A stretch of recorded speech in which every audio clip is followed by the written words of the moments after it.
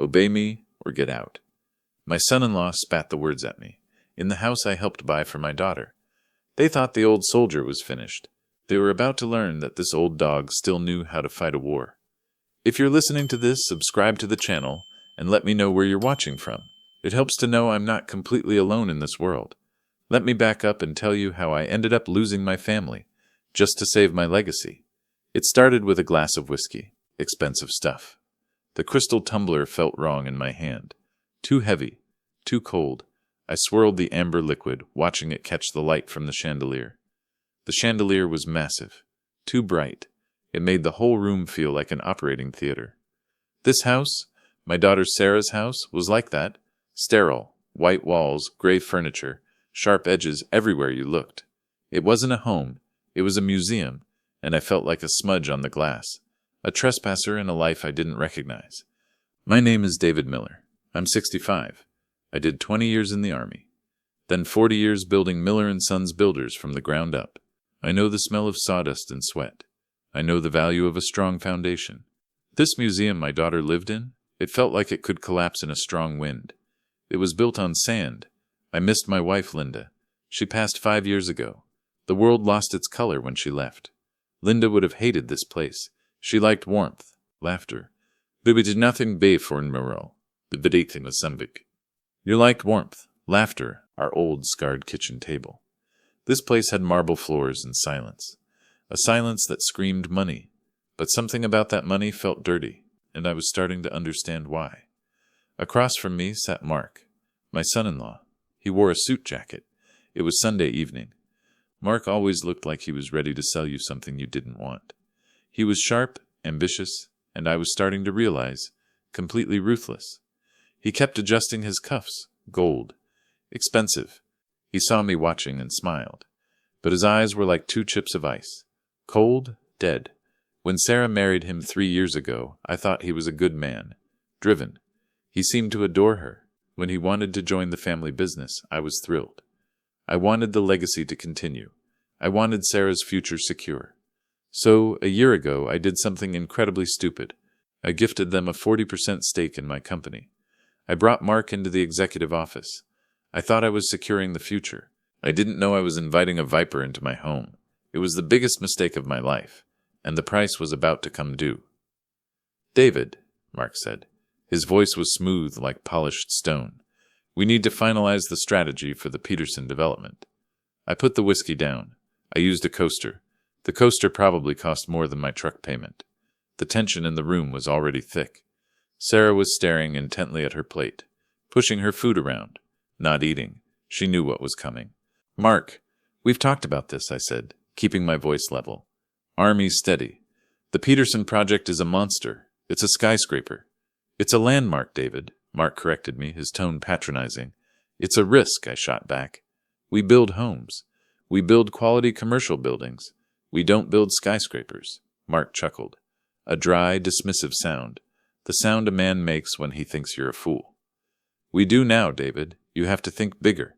He leaned back in his chair, looking smug. A Miller & Sons is stagnant. Stagnant. The word hit me like a slap. 40 years of hard work. Dismissed in a single word. Stagnant means stable, Mark, I argued. It means reliable. It means small time, he retorted. You're content with being a big fish in a small pond. I'm looking at the ocean.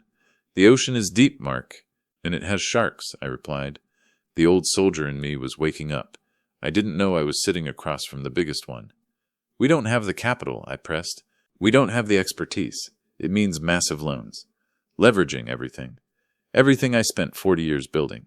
He wanted to gamble it all on one throw of the dice, and he expected me to thank him for the opportunity. That's how business works, David, Mark said, leaning forward. His eyes were bright, feverish with greed. You take risks to get rewards. I've already lined up the financing. The banks are eager. He slid a thick leather portfolio across the gleaming table. It stopped in front of me. Heavy, ominous. All I need is your signature on the guarantees. I didn't open it. I knew what it was. My life, my sweat, my reputation. All on the line for a gamble I didn't believe in. I looked at the portfolio. Then I looked at Mark. No, the word hung in the air. Heavy. Final. Mark's smile faltered. He wasn't used to hearing the word no. "Excuse me?" he asked, his voice tight. "I won't do it, Mark," I repeated. My voice was quiet, but firm. I thought about my men. 30 employees, loyal for decades. Frank, my foreman, started with me when we were both young. I won't risk their families on your ambition. The temperature in the room dropped 10 degrees. Mark's smile vanished completely. The charming mask slipped away. I finally saw the cold steel underneath. "Your loyalty to the guys is touching, David," he spat. The word touching sounded like an insult. "But it's also blinding you." He stood up. The movement was sudden, violent. His chair scraped against the marble floor. The sound echoed in the sterile room. He started pacing, like a caged animal. "You are standing in the way of progress," he accused, pointing a finger at me. "You are outdated." Then he delivered the blow. He stopped pacing and looked me straight in the eye. "Frankly, you are becoming a liability to your own company." A liability, the word stung. I built this company, I taught him the business, and he dared to call me a liability. My throat tightened. I swallowed hard. I wouldn't let him see me break. "Not here, not now. This company is sound," I said, my anger rising. The slow, cold burn. "It's profitable. It's respected.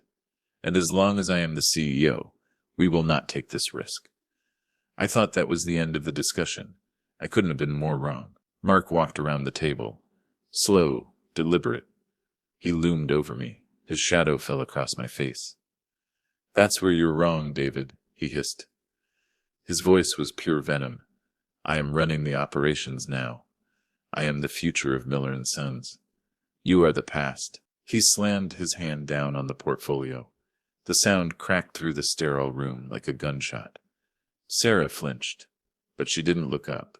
"This project is happening," he declared. "With or without you, but it will be easier with your cooperation." He leaned in closer. I could smell his expensive cologne. It smelled cheap, arrogant. "You have two choices." His eyes were dead. "You sign these guarantees right now. You accept the new direction." Then came the words that changed everything. The words that drew a line in the sand. "You obey me, or you get out." Obey him or get out. Get out of the company I built. Get out of the family I cherished. The sheer audacity was breathtaking. The greed was naked. "Ugly. You must be out of your mind," I whispered. The shock paralyzed me. This couldn't be happening. "I have never been clearer," Mark said, straightening his suit jacket. A gesture of dismissal. "If you fight me on this, we will restructure. We will push you out." He smiled again. That cold, empty smile. "We will tell the board you retired early due to health concerns." He tapped his temple. "Don't test me, old man." He wasn't just threatening my job. He was threatening my sanity, my legacy. But the real betrayal was still waiting in the shadows. The one I never saw coming. I turned to Sarah, my little girl. She had been silent the entire time, staring down at her plate, her hands clenched in her lap. She always chewed her lip when she was nervous. She was chewing it now. This was the moment. She would defend me. She would tell Mark he had gone too far. She would remember the sacrifices, the late nights. She had to. "Sarah," I pleaded. My voice cracked. I sounded old, weak. I hated it. "Sarah, are you listening to this?" I waited for her defense. I waited for the daughter I raised to stand up. The silence stretched, taut as a wire. Sarah looked up, her eyes, so like Linda's. They were wide, but not with anger at Mark. They were filled with fear, fear of losing this lifestyle, fear of disappointing him. She looked at Mark, a quick, nervous glance. He gave a slight, almost imperceptible nod, a command. Then she looked back at the table, and then slowly, deliberately, she nodded too. A silent nod. It was louder than any scream. It was a confirmation, a betrayal. It was the sound of my heart breaking. In that moment, I realized I wasn't just losing my company. I had already lost my daughter. They had chosen this sterile museum over me. The silence in the room was deafening. Sarah couldn't meet my eyes. Mark stood there, smug, triumphant. I pushed my chair back slowly. I stood up. My legs felt heavy, ancient. "All right," I said. My voice was rough, unrecognizable. I had to get out of that room before I suffocated. I walked through the cold foyer, up the grand staircase. It felt like climbing a mountain. I went to the guest room. I packed my small bag, my shaving kit, a change of clothes, the small, framed photo of Linda I always carried. It took less than 5 minutes to erase my presence from their lives. They made it look so easy. When I came downstairs, they were still in the dining room. They hadn't moved. Statues in their perfect museum. I walked to the front door. The cool night air hit my face. It felt clean. I stepped outside. The heavy door clicked shut behind me. It sounded very final. I got into my old truck and drove away. I didn't look back. I didn't go back to my apartment. It was too empty, too lonely. The silence there was a reminder of everything I had lost. First Linda, now Sarah. I drove across town to my brother Ethan's house. Ethan was 5 years younger. I was the soldier, the builder. Ethan was the thinker, the accountant, my silent partner. 9% stake in Miller and Sons. He managed the finances. I handled the operations. We trusted each other implicitly. He was the only family I had left. Ethan opened the door. He took one look at my face and ushered me inside. His house was warm, cluttered, a stark contrast to the mausoleum I had just left. "David, what happened? You look like you've been hit by a truck." I sat on his worn-out sofa. The familiar scent of old books and coffee was comforting, and I told him everything. The project, the ultimatum, Mark's threats, and Sarah's nod. Especially the nod. That hurt the most. Ethan listened quietly. His expression grew darker with every word. He started polishing his glasses. A nervous habit he had when he was angry, meticulously cleaning the lenses. When I finished, he shook his head. His eyes filled with a cold fury. I rarely saw in my calm brother. "He played you, David," Ethan said softly. "He saw your generosity as weakness. He saw your trust as an opportunity. He's been planning this. But how long? And how deep did the rot go?" That was the question that scared me. "I gave them 40%, Ethan," I whispered. The realization of my foolishness washed over me, a physical weight on my chest. I wanted her to be secure. I sighed, the sound heavy with regret. I handed them the knife they used to stab me in the back. 40%, Ethan repeated. His mind was already calculating, the accountant taking over. "Which means you still have 51, and I have 9. That's 60%. He looked at me, his eyes sharp. "We still have control, David." I remembered the certainty in Mark's voice. "The venom," he said they would push me out, claim I was incompetent, retired due to health. Ethan snorted. "He can claim whatever he wants. The bylaws are clear. You are the majority shareholder, and the CEO. Mark is just an ambitious employee with a minority stake." He leaned forward, his voice intense. "He has no authority to sign those guarantees without your approval. The banks won't touch that loan." A spark of hope flickered. I had been so overwhelmed by the emotional betrayal. I had forgotten the practical realities. I was still the boss. Soldier in me, the strategist I had buried, finally woke up. The old wood still had some fire left. "So what do we do now?" I asked. The resolve hardening in my gut. Ethan stood up. "Now, we prepare for battle. We need to find out exactly what he's been doing behind your back." He cracked his knuckles, a sound I hadn't heard in years. "If he's this bold, this greedy, he's likely been messy." We spent the night digging. Ethan reviewed the accounts from the past year. Ever since Mark joined the company, I paced the floor, dread filling me. Mark was smart, yes, but he was also arrogant. Arrogance breeds carelessness, and carelessness leaves a trail. Around 3 a.m., Ethan stopped typing. He leaned closer to the screen, his brow furrowed. "David," he said slowly, "I think I found something big." That was a trail of breadcrumbs that led to a very dark forest.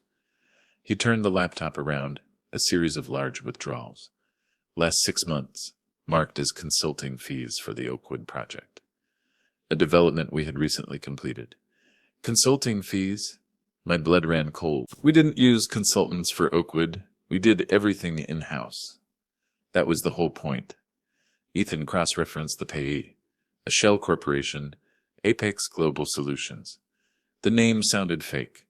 Generic. He's been stealing from you, David, Ethan said, his voice tight with anger. Systematically, methodically. He showed me the total, $250,000. $250,000. Gone. My stomach twisted. The audacity was staggering. Where did the money go, Ethan? Ethan followed the trail, a complex web of transfers, designed to confuse. But Ethan was better. He untangled the web. It led back to Mark's personal accounts. The down payment on the mansion, the expensive renovations, the brand new bright red sports car sitting in their driveway. He wasn't just trying to take over my company. He was using it as his personal piggy bank, gutting it from the inside out to fund their lavish lifestyle. I felt sick. The scale of the deception was overwhelming. But one question burned brighter than the rest. Sarah. Did Sarah know? My instinct screamed to protect her. She was my daughter, Linda's daughter. Maybe Mark had fooled her, blinded by his charm. But the memory of her cold eyes, her silent nod, told me otherwise. I had to know the truth. Even if it destroyed me. Ethan, I said, dreading the answer. Was Sarah involved? Please tell me she wasn't. Ethan sighed. He looked tired, the lines on his face deeper than I remembered. Her signature isn't on the withdrawals. Mark handled the operational accounts. But David, he didn't want to say it. But I needed to hear it. He kept digging. He accessed the company email server. A risk. A necessary one. He searched for Apex Global Solutions. And then he found them. Emails. Dozens of them. Between Mark and Sarah. The truth was worse than I feared. David, I'm so sorry, Ethan said, his voice heavy with regret. He didn't want to show me, but he had to. I read the emails. They weren't explicit confessions, but they were damning. Casual complicity. Mark talking about accessing the Apex funds for the new designer kitchen. Sarah asking if the Oakwood budget could cover a trip to Italy. Sarah complaining about the cost of the white marble for the foyer. And Mark replying that he would secure additional funding from the project. She knew, maybe she didn't know the legal definition of embezzlement, but she knew the money was coming from the company, and she knew it wasn't right. She chose the marble, the trips, the mansion, over the legacy I built for her. The betrayal wasn't just a silent nod. It was months of quiet, greedy complicity. A slow poisoning of everything I held dear. They deserve each other, I whispered. The grief hardened into cold resolve. The sadness was still there. A deep ache, but it was overshadowed by a sense of duty. I had a company to protect. Employees who depended on me. What's the plan, David? Ethan asked. He recognized the shift in my demeanor. The soldier was back. The builder was ready to tear something down. We locked them out, I said. The decision firm in my gut. Of everything. The accounts, the emails, the project management software, and the office. I looked at Ethan. We cut the head off the snake. The next morning, Monday, day 1, we executed the plan. By 9 a.m., Mark and Sarah were completely cut off. The company's digital and financial infrastructure was locked down. We drove to the office, changed the locks. Security was alerted. Mark was no longer welcome on the premises. The war had officially begun. I called a meeting with the staff. Frank, my foreman, was there, his face etched with concern. Rumors spread fast in the construction world. They needed to know the truth. From me, I stood before my men, the people I had vowed to protect. I felt a wave of shame. My own family had betrayed me. My blindness had put everyone in this room at risk. I had to be honest. Gentlemen, I said, my voice clear and strong, projecting the confidence I didn't entirely feel. We are facing a crisis. There has been a serious issue of financial misconduct involving Mark, my son-in-law. He has been removed from the company, effective immediately. A murmur rippled through the room. Mark was not popular. He treated them like disposable labor, not the skilled craftsmen they were. I promise you, I continued, this company is sound. Your jobs are safe. We will get through this. We will continue to build with integrity. That is the Miller and Sons way. Frank nodded slowly. The men trusted me. Their loyalty was a humbling reminder of what truly mattered. A foundation built on respect, not greed. The first call came at 9:30 a.m. Mark, I let it go to voicemail. He called again, and again. The phone buzzed incessantly on the desk. A frantic, angry rhythm. The voicemails were furious. Threatening, demanding I unlock the accounts. Accusing me of sabotage. Threatening to sue. I ignored him. Let him stew. Let him realize that the power he thought he held was an illusion. The Emperor had no clothes, but he wasn't going to go down quietly. Later that afternoon, the pressure intensified. A sleek black car pulled up to Ethan's house. A man stepped out. Expensive suit. Arrogant smirk. He introduced himself as Arthur Vance, Mark's lawyer, a shark known for hostile takeovers and messy corporate divorces. He handed me a cease and desist letter, filled with legalese, accusing me of negligence, incompetence, attempting to sabotage the business out of spite. It demanded I reinstate Mark immediately. Mr. Vance, I said, keeping my voice calm. I looked at the letter, then back at him. You can tell your client that his demands are rejected. Vance chuckled. It was an ugly sound.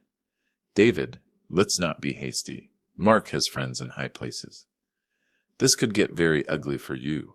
Very quickly. I've seen ugly, Mr. Vance, I replied. I had faced down enemy fire in the army. A lawyer in an expensive suit didn't frighten me. You don't scare me. Vance's smile faltered. He realized I wasn't going to roll over. He got back in his car and drove away.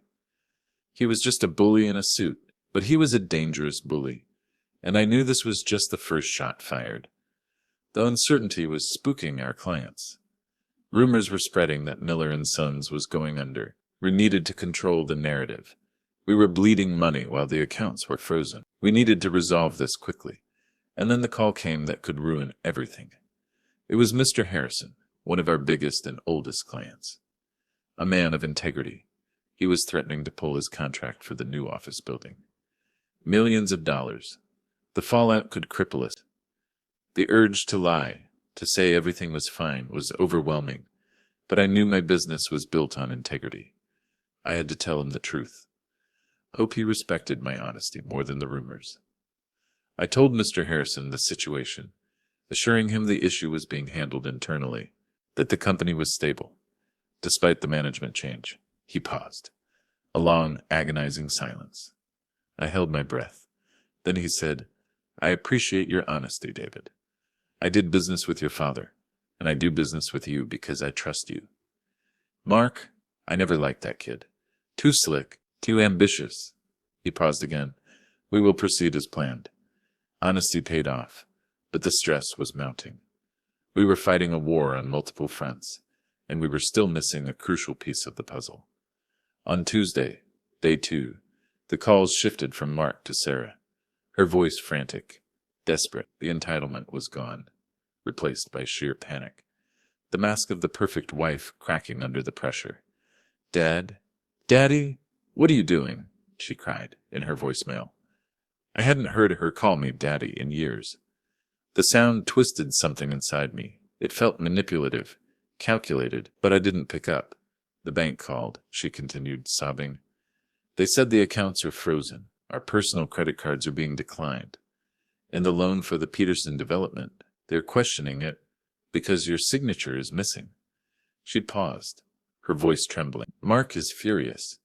He says you're ruining everything we've built, everything they built. With my money, my company, my legacy. She still didn't get it. She thought this was a negotiation, a family disagreement. It wasn't. It was an execution. And then we got a call we never expected, a voice from the inside. It was Jessica, Mark's assistant. A young woman, smart, capable. Mark had hired her shortly after joining. I always thought she was too good to be working for him. She was about to prove me right. Ethan put the call on speaker. Jessica's voice was trembling, barely above a whisper. She was biting her nails. I could hear the nervousness in her voice. Mr. Miller? Ethan? I need to talk to you, but you can't tell Mark. He scares me. He's been acting erratically. It's okay, Jessica, you're safe. You can talk to us, Ethan said gently, reassuring her. I heard what happened. Mark is losing his mind. He came into the office today, before security escorted him out. She took a shaky breath. He was shredding documents. He was trying to wipe his laptop. Then she said the words that sealed Mark's fate. And I have something I think you missed. Something you need to see. She had the smoking gun. We met Jessica at a quiet diner, across town. She was looking nervously over her shoulder, clutching a USB drive in her hand like a lifeline. I was organizing his files last week, she explained, her voice shaking. He asked me to back up his hard drive, and I found a folder labeled Restructuring Plan. She slid the USB drive across the table. It felt heavy with the weight of the truth. I thought it was about the Peterson development, but it wasn't. What was on it was worse than theft. It was a planned assassination. It's a detailed plan, she whispered, on how to remove you from the company completely. David, she explained the details. Once the Peterson loan was secured, he was going to use the influx of capital to dilute my shares, force a buyout at a ridiculously low price. He had lawyers draw up the documents already, she continued. Arthur Vance wasn't just defending Mark. He was part of the conspiracy. He was in on it from the beginning. But that wasn't the worst part. The plan included a strategy to challenge my competency, using my grief over Linda's death against me. It was planned from the beginning. He never intended to share the company. The sheer cold-bloodedness of it was staggering. He had weaponized my grief, my love for my daughter, my trust in him. He saw my vulnerability, and he exploited it. I looked at the USB drive. This was the proof we needed. This would destroy Mark and Vance, but it would also destroy Sarah. The deals Ethan found were also on this drive, compiled as evidence of her involvement. If I used this, I would be branding my daughter a thief, a conspirator. Could I do that? Could I prioritize the company over my own flesh and blood? I thought about Linda. She would have been heartbroken by Sarah's betrayal, but she would have wanted me to do the right thing, no matter how painful. My duty was clear. I had to protect the company. If Sarah was collateral damage, that was the consequence of her choices. The time for mercy was over. If this story kept you on the edge of your seat, please hit the like button, and don't forget to subscribe. It helps our channel grow and bring more stories like this to light. Because the fight was far from over. We had the evidence. But we needed more. We needed to understand the full scope of the corruption. Ethan started digging deeper into the Peterson loan application. The financing Mark claimed was lined up. He noticed something strange. The loan officer who approved the initial financing, Maria Sanchez, she had also authorized the Apex Global Solutions withdrawals. Without proper documentation, without due diligence, it was too convenient, too neat. David, Ethan said, pointing at the screen. Look at this. He found emails between Mark and Maria Sanchez. Flirtatious, unprofessional, dinners, drinks, promises of future business. A kickback disguised as a consulting fee for Apex Global Solutions. Mark hadn't just charmed her, he had compromised her, breathed her. She was ignoring the red flags, pushing the loan through. She wasn't just incompetent, she was an accomplice. We had them, Mark, Sarah, Vance, Sanchez. The conspiracy was unraveling, but I felt a profound sadness. How could greed corrupt so many people? How could it destroy a family? I needed advice from someone who understood the business. Someone I trusted implicitly. Someone who knew the sharks swimming in these waters. I called Old Man Hemlock. Hemlock was a retired builder, my mentor. He taught me everything I knew about construction, about integrity. He was in his 80s now. Sharp as a tack. I met him at his workshop. The familiar smell of sawdust and machine oil calmed me. I laid out the whole sordid story. The skyscraper, the embezzlement, The restructuring plan. The bribery. Hemlock listened quietly. He rubbed his chin. His eyes narrowed when I mentioned Mark's name. "Mark," he said, his voice gravelly. "I remember him. He worked for one of my competitors years ago. Before he met Sarah, my blood ran cold. Mark never mentioned that. He claimed he came from finance, that he had no experience in construction. It was all a lie. He was fired, David," Hemlock continued, his eyes filled with pity, "for cutting corners, using substandard materials, pocketing the difference. He almost bankrupted the company." He paused, letting the weight of his words sink in. "They covered it up to avoid a scandal. They didn't want the liability. Mark wasn't just greedy. He was a con artist, a fraud. He had been lying to me from the beginning. He targeted Sarah, targeted my company. The realization hit me like a physical blow. The betrayal was deeper than I imagined. It wasn't just about the money. It was a calculated attack on my family, my legacy. Now I had all the ammunition I needed. It was time to end this war." On Wednesday, day 3, the barrage of calls reached a fever pitch. My phone buzzed incessantly. "Mark, Sarah, Mark, Sarah." The realization that their carefully constructed world was crumbling must have set in. By noon, 37 missed calls. The messages became desperate, pathetic. "Sarah, Dad, please.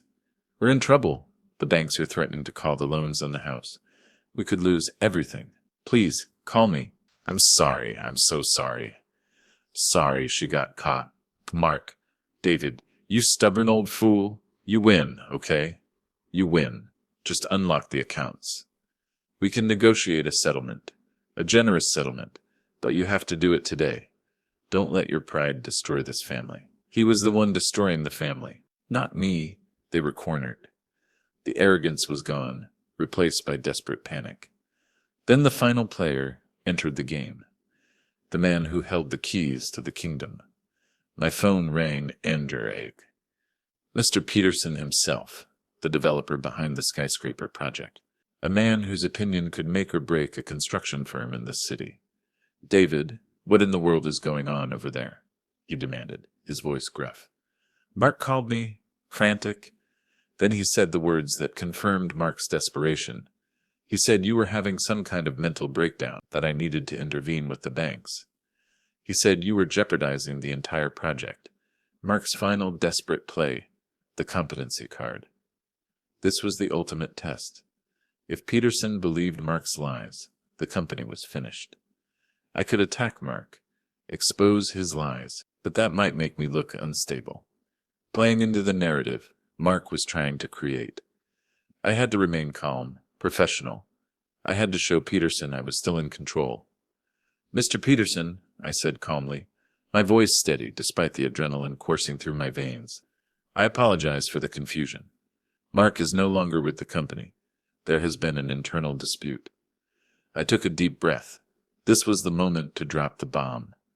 Furthermore, we have uncovered evidence of serious financial misconduct related to the loan application, including potential bribery of a bank official, Maria Sanchez. Peterson gasped. "Bribery. David, that's a serious accusation. The banks will not be pleased." "I have the proof, Mr. Peterson," I said. "Emails, financial records. We are cooperating fully with the authorities." I paused, letting the implications sink in. We will not be proceeding with the skyscraper project. The financial exposure and the corruption surrounding it does not align with our company's values. Peterson paused. I could hear him breathing.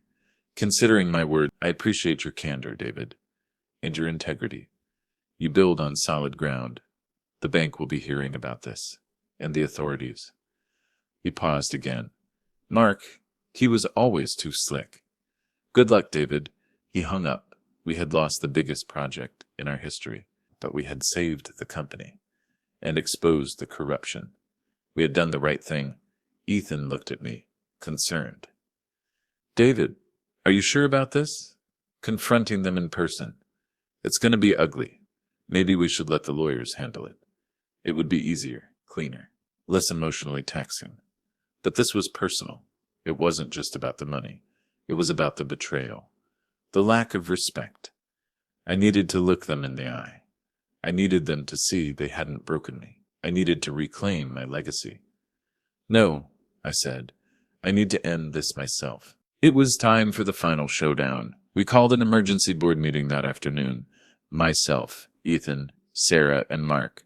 We met in the main conference room of Miller & Sons. My office. Ethan and I arrived first. The USB drive sitting on the table, 2 security guards outside the door, just in case. Mark and Sarah arrived together. Mark looked terrible, his expensive suit wrinkled, eyes bloodshot. The smell of stale alcohol clung to him. The mask of the successful businessman was gone, replaced by the desperate face of a cornered animal. Sarah looked pale and small, her eyes red and puffy. She hadn't looked at me since she entered the room. She kept her gaze fixed on the floor, twisting her ring, round and round. Arthur Vance was with them. Smug, arrogant, he still thought he was in control. He was about to learn otherwise. David, this is a farce, Mark spat as he sat down, trying to regain some semblance of control. You have no right to call this meeting. You are clearly unstable, and this hostile action proves it. Vance stepped forward, adjusting his tie. Mr. Miller, I advise you to adjourn this meeting immediately, pending a competency hearing. If you refuse, we will file an injunction. Sit down, both of you, I said. My voice cold and steady, the voice of a soldier giving an order. I am the majority shareholder and the CEO of this company. This meeting is official, and you are in no position to demand anything. I nodded at Ethan. He plugged the USB drive into the laptop. The large screen on the wall flickered to life. The purpose of this meeting, I began, my voice resonating with authority, is to address the systematic embezzlement of company funds and the conspiracy to commit corporate fraud by members of this board, the theft. Ethan brought up the financial records, the withdrawals, Apex Global Solutions, the trail leading directly to Mark's personal accounts, the total amount $250,000. Mark laughed. A harsh, barking sound, echoing strangely in the quiet room. Embezzlement. These were approved expenses. Consulting fees. You signed off on the Oakwood budget. He leaned forward, sneering. You're just too old and confused to understand modern finance, David. Vance chimed in, his voice slick with false sincerity. My client has done nothing wrong. These are baseless accusations. A desperate attempt by a failing CEO to maintain control. I understand theft when I see it, I replied, my gaze unwavering, the complicity. Then Ethan brought up the emails, Sarah's complicity, her requests for the money, her acknowledgement of the source, the casual greed, the Italy trip, the marble foyer, the designer kitchen. Sarah gasped, covering her face with her hands. She started to cry, quiet, choked sobs. The sound was agonizing, but I remained steadfast. I couldn't let her tears distract me from the truth. The conspiracy. And then there's this, I said. Ethan opened the restructuring plan, the detailed, step-by-step plan to push me out of my own company. The strategy to weaponize my grief, challenge my competency.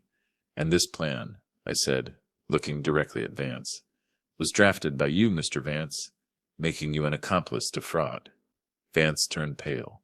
His smirk vanished. That's a lie, he stammered. I was merely advising my client. Attorney-client privilege. Attorney-client privilege doesn't cover criminal conspiracy, Ethan stated coldly. We also have evidence of your involvement in setting up Apex Global Solutions. The paper trail leads back to your firm. Vance was cornered. He looked at Mark with panic in his eyes. The sharks were turning on each other. The bribery. And then there's the Peterson loan, I continued, relentless. Ethan brought up the emails between Mark and Maria Sanchez. The bribery, the compromise loan application, the kickbacks. Barun was silent. The evidence was overwhelming. Undeniable. The past. And finally, I said, my voice heavy with disgust. There's your history, Mark. Your history of fraud. Your previous employer. The substandard materials, the near bankruptcy. Mr. Hemlock sends his regards." Mark's face turned ashen. He knew I knew. He knew it was over. Mark realized he was finished. The realization seemed to shatter him. His arrogance evaporated, replaced by a vicious, snarling rage.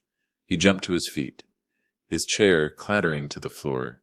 "This is a setup," he roared, slamming his fist on the table. He turned to me, his face contorted with hatred. "You weak, pathetic old man," he spat. "You never appreciated what I was trying to do for this family. I was trying to give Sarah the life she deserves. A life you were too small-minded, too cowardly to provide." That was the moment the last vestiges of doubt disappeared. He was rotten to the core. No remorse, just greed and arrogance. And then, something broke in Sarah. "Stop it, Mark," she screamed, jumping to her feet, finally looking at me, her eyes filled with a desperate, agonizing regret. "Just stop lying. Stop pretending." Mark stared at her, stunned into silence by her sudden defiance. "I can't do this anymore," she cried, tears streaming down her face. "That's true, Dad. It's all true. He told me it was okay. He told me the company owed us, that you were hoarding the profits, being unfair." She choked on a sob. I believed him. I wanted to believe him. We took the money. We took it all. The confession hung in the air, raw and ugly, the truth finally exposed. Mark looked at Sarah with pure venom. "You stupid, weak woman," he hissed, his voice dripping with contempt. "After everything I did for you, you just ruined everything." "No, Mark," I said, standing up, feeling the full weight of my authority returning. "You ruined everything. Your greed ruined everything." I looked at my brother. He nodded. "As the majority shareholder, with 60% of the votes, including Ethan's proxy, I'm making a motion," I said. I pointed at Mark. "Mark, you are fired from Miller & Sons, effective immediately. Furthermore, we are demanding the immediate repayment of the stolen $250,000. I paused, letting the weight of my words sink in. "If the funds are not returned within 48 hours, we will be pressing criminal charges for embezzlement, corporate fraud, and bribery. You can't do this to me. I have rights. I own 40% of this company," Mark shouted, staggering backward. "You and Sarah jointly own 40%, I corrected him, "and that stake is now frozen pending the resolution of this matter. It will be used as collateral against the debt you owe." I turned to Vance. "And you, Vance, will be reported to the Bar Association and the police. Your career is over." Vance grabbed his briefcase and practically ran out of the room. The rats were fleeing the sinking ship. "You'll regret this, David. I'll destroy you," Mark shouted, his voice cracking with desperation. "I already regret it," I said. The sadness washed over me. "I regret the day I ever let you into my family." I nodded at the security guards. They entered the conference room. "Extort Mr. Mark off the premises. Permanent," as the guards dragged a shouting, struggling Mark out of the room. I turned to Sarah. She was sobbing uncontrollably, collapsed in her chair. "And you," I said, my voice heavy with a profound sadness. The grief I felt was overwhelming, not just for the loss of my daughter, but for the loss of the future I had envisioned for her. "You made your choice, Sarah. You obeyed him. Now you have to live with the consequences." I walked out of the conference room, leaving her alone with the wreckage of her life. The aftermath was swift and brutal. Mark didn't return the money. We pressed charges. The evidence provided by Jessica, Ethan, and Hemlock was overwhelming. Mark took a plea deal. He is currently serving 5 years in prison for embezzlement, fraud, and bribery. Arthur Vance was disbarred, and later indicted for his involvement in the conspiracy. He is awaiting trial. Maria Sanchez was fired from the bank and arrested for her role in the bribery scheme. The corruption was purged. The foundation was clean. Sarah, facing her own potential charges and drowning in the massive debt Mark had accumulated in their name, agreed to relinquish their 40% stake in the company in exchange for the restitution of the stolen funds. She lost the mansion, the cars, the expensive lifestyle. She was wiped out. She moved into a small apartment across town, started working as a receptionist. The shame and the guilt were heavy burdens. The life she chose over her father had been built on lies and theft, and it crumbled into dust.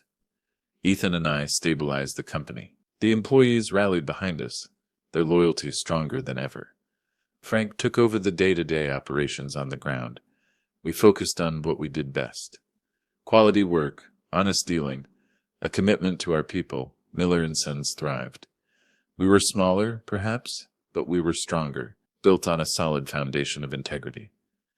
Months passed. Sarah tried to reach out.